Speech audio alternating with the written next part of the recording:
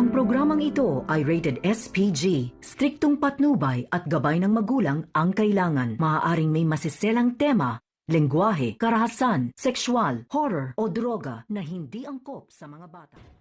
Narito ang mga kaganapan na hindi po natin dapat papalampasin sa FPJ's Batang Quiapo sa kabila ng kunting hindi pagkakaintindihan sa pagitan ng pamilyang Montenegro at Caballero. Nagpunta pa rin ang pamilyang Montenegro sa mansyon ng mga Caballero upang makikiramay sa pagkawala ni Pablo. Naitanong agad ni Ramon kay Don Facundo kung ano ang dahilan kung bakit pinaslang ang apo nitong si Pablo Caballero. Kung ano o mano ang motibo sa taong pumaslang sa kanyang apo. Mabilis naman na sumagot si Don Facundo sa tanong ni Don Julio na tila may pinatatamaan ito at pinariringgan. Ayon kay Don Facundo na malamang personal umano nila itong kaaway, maaari rin raw tungkol sa negosyo ang motibo sa pagpaslang sa kanyang apo. Kung kaya naman, nagbanting naman agad ang tainga ni Ramon. Sa narinig na iyon, diretsahang tinanong ni Ramon si Don Facundo na ano ang ibig sabihin sa kanyang mga sinabi. Pinagbintangan nga ba raw sila ni Don Facundo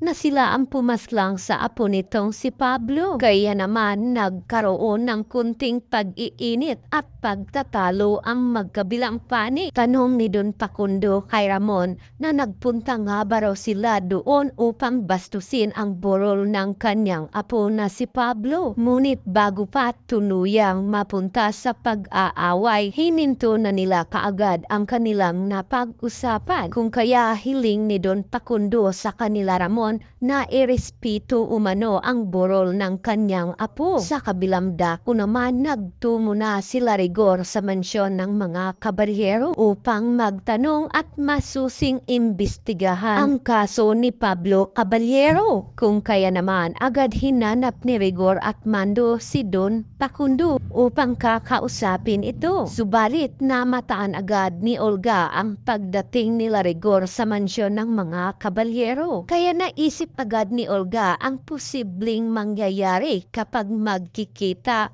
ang mortal na magkaaway na si Rigor at Ramon. Naisip niyang siguradong may malaking gulong mangyayari kapag magpang-abot itong si Rigor at Ramon. Samantalang nagpunta na nga sila Tanggol sa lugar na kung saan napag-usapan nila ni Marcelo na magkikita sila. At kasama na ni Tanggol sila Primo at Amanda. Tuwang-tuwa naman itong si Marcelo nang makita ang pagdating ni Tanggol. Nagulat naman itong si Marcelo nang makita niyang maraming kasama itong si Tanggol. Kung kaya naman minaliit agad ni Efren sila Primo. Pero nang malaman nilang galing sa malaking sindikato ang grupong ito, agad silang natigilan at natamime. Sinabi ni Primo sa kanila na wag umano silang mamaliitin dahil galing rin raw sila sa isang malaking grupo na walang iba kundi sa grupo ni General Pacheco.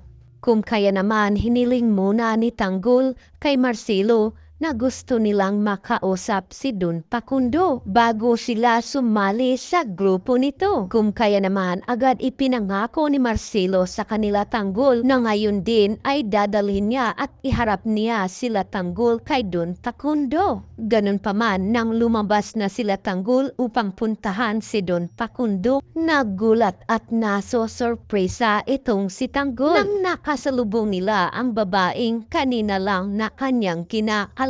Mabilis nilang binunot ang kanilang baril at nagkakatutukan. Mas lalong nagulat ngayon itong si Tanggol nang sabihin ni Maduna sa kanya na magaling siya at napabilib nga raw siya ni Tanggol. Isa pala ito sa tauhan ni Marcelo na inutosang susukatin ang katapangan at kakayahan ni Tanggol na tunay ngang dekalibre at maaasahang makapasok sa grupo ni Don Facundo.